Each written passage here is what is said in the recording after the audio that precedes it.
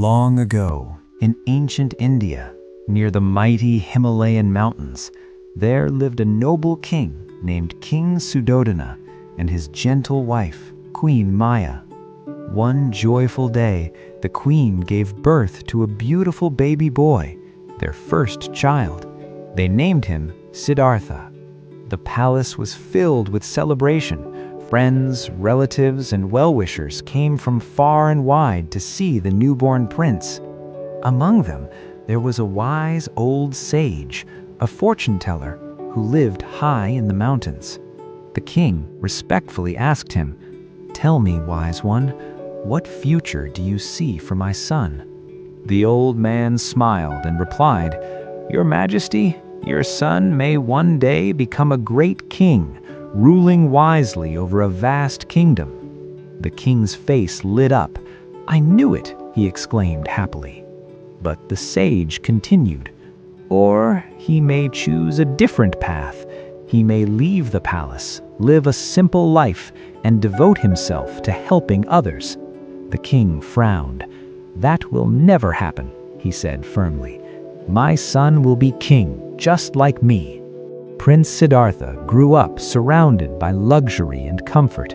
The king ensured that his son had the very best: fine clothes, beautiful gardens, and the finest teachers. When Siddhartha turned 7, the king called him and said, "My son, one day you will rule this kingdom. It is time for your training to begin."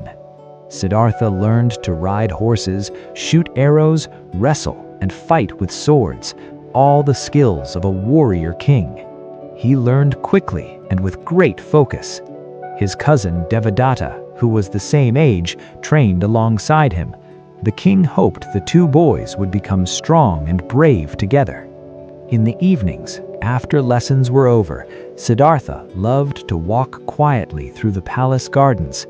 His favorite place was near a peaceful lake. Every year, a pair of beautiful white swans nested there. Siddhartha often sat by the lake, watching them glide gracefully over the water.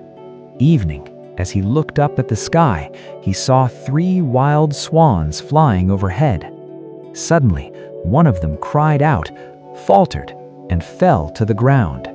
"Oh no!" Siddhartha exclaimed. He rushed forward, gently so as not to frighten the bird.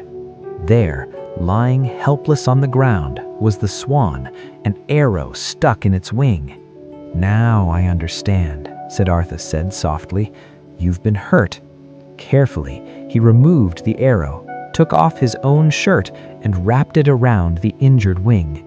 "I will take care of you until you are well again," he whispered. Just then, an angry voice shouted, "Where is it? I saw it fall." It was Devadatta, running towards him with a bow and arrows. "There it is," Devadatta said. "That is my swan. I shot it. Give it to me." "You cannot have it," Siddhartha replied calmly. "It is a wild swan. It does not belong to anyone." "I shot it," Devadatta argued. "By the law of this kingdom, it is mine." "That is true," Siddhartha said, "but the swan is not dead. It is alive, and I saved it." The argument grew louder. Finally, Siddhartha said, "This is not helping. Let us ask the king and his ministers to decide." In the royal court, the ministers listened carefully as both boys told their story. "I shot the swan," Devadatta concluded, "so it belongs to me." The ministers nodded. That was indeed the law, if the animal was dead. "But it is alive," Siddhartha said. "It is wounded, and I wish to heal it." The ministers were confused. Who did the swan truly belong to? Suddenly, a calm voice spoke. "I believe I can help." An old man stood at the doorway. He approached and gently looked at the wounded swan. "If this swan could speak," he said, "it would tell us that it wishes to live, not to suffer, not to die. Just like humans, animals feel pain and long for kindness. The swan should belong to the one who gives it life, not to the one who takes it." The court fell silent. The king nodded slowly. "Let it be so. Siddhartha shall keep the swan." But when they turned to thank the old man, he was gone. Devadatta stood quietly, deep in thought. He remembered how his own mother had once cared for him when he was hurt. For the first time, he realized that animals too have feelings, and that kindness matters. Together, the two boys cared for the swan until her wing healed.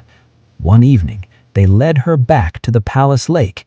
Suddenly, they heard the sound of wings. "Look," Devadatta said, "the others have come back for her."